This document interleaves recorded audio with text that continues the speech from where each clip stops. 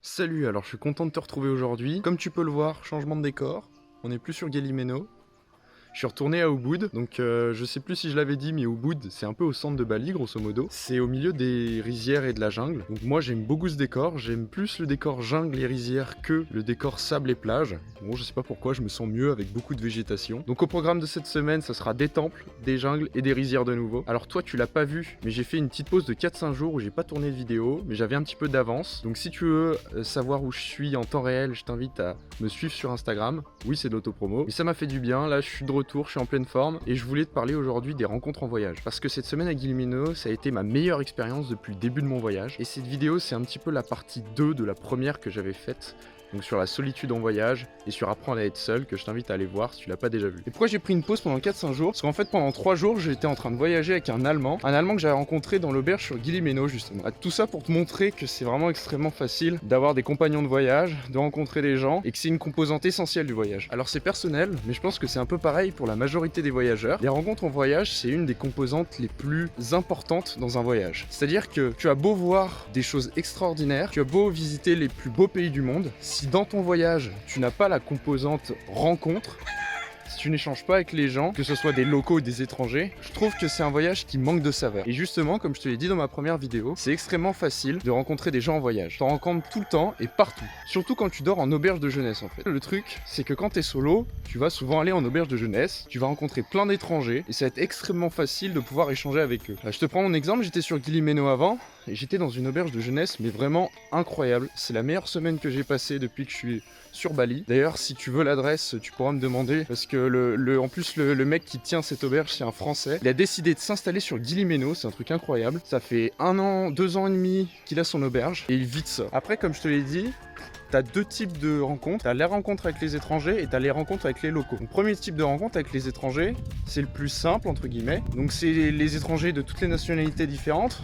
Mais si tu te mets à voyager, tu vas voir qu'il y a vraiment énormément d'Européens. Beaucoup d'Européens qui voyagent, beaucoup d'Allemands, beaucoup de Français. Et après dans les autres nationalités, t'as quelques Américains. Mais c'est plus rare et c'est tout ce que j'ai pu voir pour l'instant. Donc ça c'est le type de rencontre que tu vas faire le plus souvent. Donc c'est sympa, c'est cool. Tu peux échanger avec des gens de plein de nationalités différentes. Mais le problème c'est que la majorité des gens que tu vas rencontrer en auberge, c'est des backpackers. Mais qu'est-ce que ça veut dire des backpackers? Ça veut dire que c'est des voyageurs qui sont là du coup juste pour kiffer leur voyage. Et donc souvent ils veulent faire la fête, ils vont sortir, etc. Après tu peux choisir des auberges qui sont beaucoup plus chill, beaucoup plus tranquille, où les gens ne font pas la fête tous les jours. Mais on va dire que la majorité des backpackers veulent faire la fête. Et quand tu es en voyage comme moi et que tu veux travailler à côté, c'est pas l'idéal. Parce qu'en plus dans mon budget, le budget sorti, il y en a pas en fait, quasiment. J'ai pas le budget, donc comme ça, je me pose même pas la question en fait. Et du coup, c'est à toi de choisir les moments où tu veux avoir peut-être des auberges de jeunesse plus tranquilles, ou alors louer une chambre qu'à toi, et les moments où tu veux un peu plus sociabiliser et un petit peu sortir. Donc prendre des auberges de jeunesse juste pour faire la fête. Ensuite, tu as les autres rencontres, c'est avec les locaux.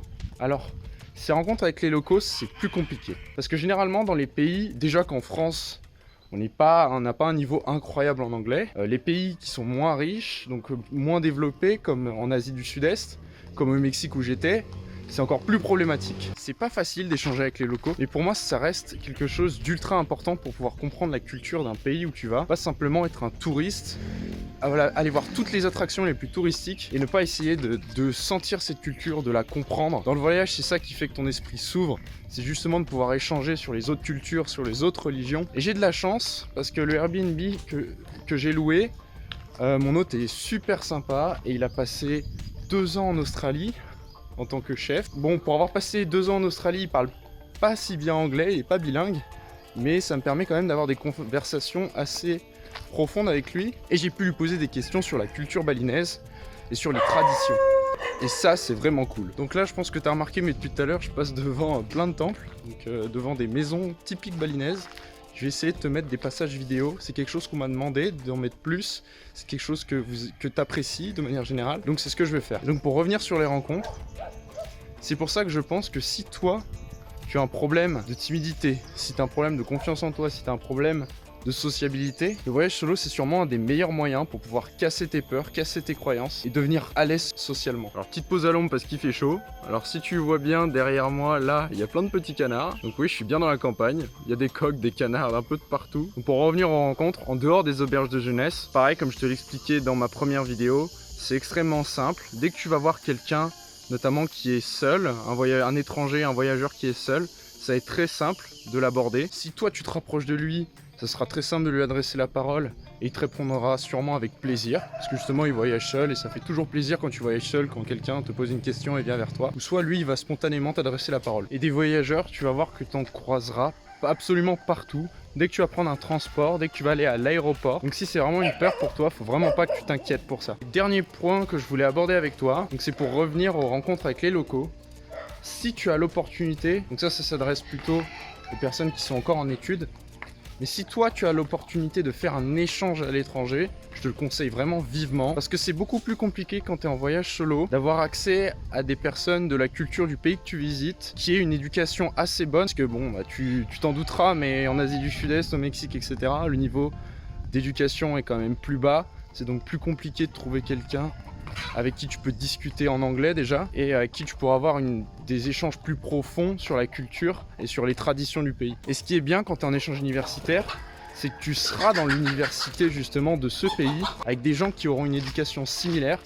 Moi quand j'étais au Mexique, j'étais dans une des meilleures universités du Mexique et d'Amérique latine.